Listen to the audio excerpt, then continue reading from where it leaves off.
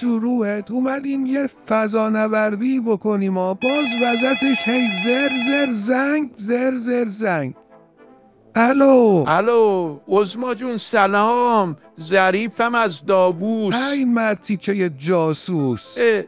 عظما مگه شما خودت ما رو نفرستادی؟ حالا شدیم جاسوس؟ میدونم بابا، خودتو لوس نکن، اینو واسه دلواپسا گفتم. هرچی نباشه ما مقام ببخشید شامت ولایتیم، باید هوای همه رو داشته باشیم. عظما جون پس من چشمک و چراغ مذاکره رو بدم بعدن داستان نشه ها؟ نه بابا، ماله یادت نره، تا میتونی بکش، فقط مراقب باش کیج نیاد. خب دوربین روشنه، برو بریم.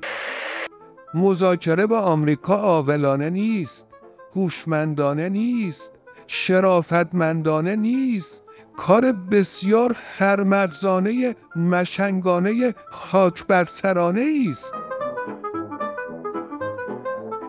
عظما این رسمش نبود، از اون طرف ما رو میفرستید داووس فاز مذاکره بگیریم، از این طرف میگی مذاکره نمی‌کنی؟ معلوم شد یکی از اون خرمغزای مشنگ تویی. اون امام بود که زهر خورد، زهر به جسم ناقص من نمیسازه، پس میافتم.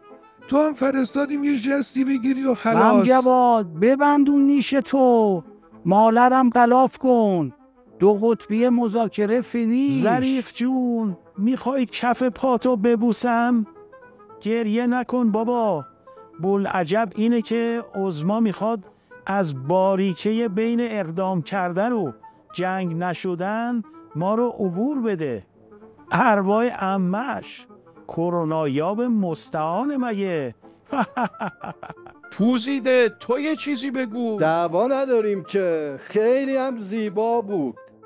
والا من الان گیرم اومدم 500 از عظما دستی بگیرم، نمیتونم اظهار نظر کنم. حالا بیام متر 100 باشیم شاید یه فرجی شد. اوضاع اونقدرام بیریخ نی، دعوا نداریم. برید گم شید بابا، مغزمو خوردید. مگه نمیبینید بین دوراهی مرگ و خودکشی تو جل موندم؟ گل پا منگر و علم که خمارم.